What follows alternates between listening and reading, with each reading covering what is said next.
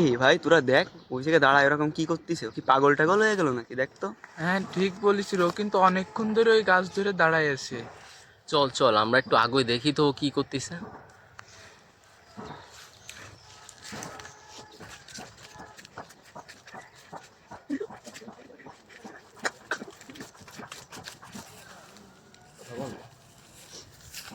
এই তুই দাদা দাঁড়ায় পড়ে কি করতেছিস?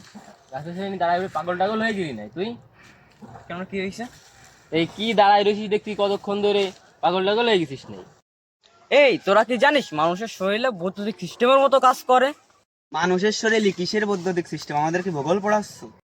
আমরা মাটি আর গাছের সাথে যদি যুক্ত থাকি তাহলে আমাদের শরীরের স্ট্যাটিক যে ইলেকট্রিসিটিটা থাকে ওটা বের হয়ে যায়। ও আচ্ছা, এই বিষয়টা আমি জানি। একে বিজ্ঞানীরা গ্রাউন্ডিং থেরাপি বা আর্থিং বলে। ও, এটাই সেই গ্রাউন্ডিং থেরাপি যেটা মানসিক চাপ কমায় দেয়, মানসিক শান্তি দেয় এবং নেগেটিভ চার্জ বের করে দেয়। ও আচ্ছা, তাহলে গাছ ধরে খালি পায়ে দাঁড়িয়ে থাকলে আমাদের শরীরে ন্যাচারাল চার্জিং হয়? একদম বিষয়টা তাই। ও তাহলে আমাদের প্রতিদিন প্রকৃতির সাথে কানেক্ট হওয়া দরকার। প্রকৃতির সাথে কানেক্ট হই, সুস্থ থাকি, ভালো থাকি।